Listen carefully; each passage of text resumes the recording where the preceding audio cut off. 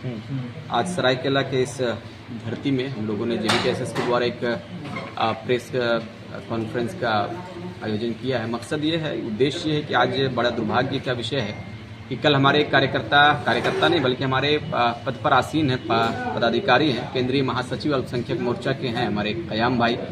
वो किसी काम से, सार्वजनिक काम से, सामाजिक काम से CO कार्यालय जाते हैं, लेकिन CO कार्यालय जाने के बाद जब ये अपना आवेदन वगैरह जो भी इनका काम रहता है, जब ये CO साहब को करने के लिए कहते हैं तो CO के तरफ से जाति सूचक गाली और धक्का मुक्की करना, मारपीट करना, ये बड़ा निंदनीय विषय है। मैं कल रांची में था तो हमारे यहाँ के पदाधिकारियों ने हमसे बातचीत हुई टेलीफोनिक माध्यम से, फिर मैं आया और आज इसी संदर्भ में हमने चाहा कि आवाम के बीच में जगजाहिर होना चाहिए कि आखिर एक CO जो एक बड़ा पद पर आसीन है, लेकिन उनको पद की गरिमा नहीं मालूम है कि उनको किस लिए यहाँ पर भेजा गया है। जनता के कार्यों के लिए भेजा गया, जनता के कामों का और समस्याओं के निदान के लिए भेजा गया। लेकिन दुर्भाग्य इस बात पर है कि आज एक जो कि कयाम अंसारी, आप कह सकते हैं कि वो जनता के द्वारा चुना गया व्यक्ति है, चुना हुआ जनप्रतिनिधि है। अभी वर्तमान में उप प्रमुख के रूप में वो काम कर रहे हैं, जनता के बीच में अपने कार्यों को देने का काम कर रहे हैं। लेकिन आप उनके साथ में एक बड़ा विचित्र मामला घटना घटता आप देख सकते हैं कि कल का जो घटना है वो उनकी जितनी मैं निंदा करूं वो बहुत कम है।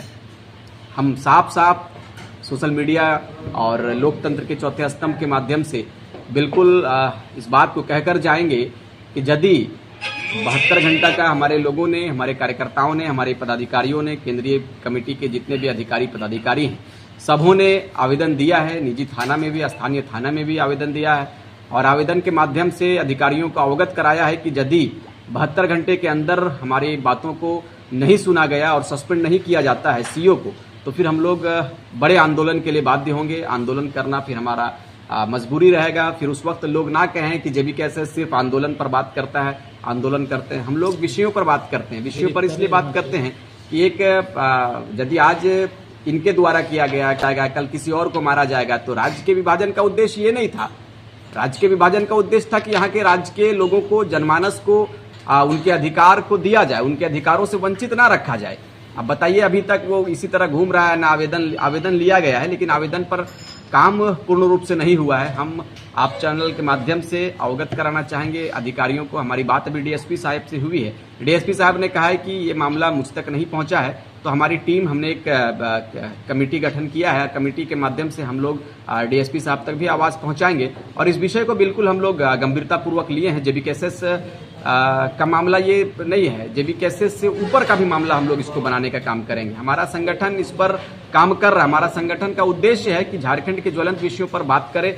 हमारा मजलूम का हम लोग आवाज़ बनने का प्रयास करते हैं। जो दुख दर्द में रहता है उनका आवाज़ बनने का काम करते हैं। और यदि हमारे आवाज़ को दबाने का प्रयास किया जाएगा, हमारे अधिकारियों को, हमारे संगठन के अधिकारी और पदाधिकारियों को यदि मारा जाएगा, ये शासन व्यवस्था पर बड़ा सवाल है कि आप शासन कैसा चलाते हैं। सरकार के लोग हैं आप और सरकार के नीति नियम पर आप पालन नहीं करते हैं, तो शायद ये झारखंड के लिए दुर्भाग्य का विषय है।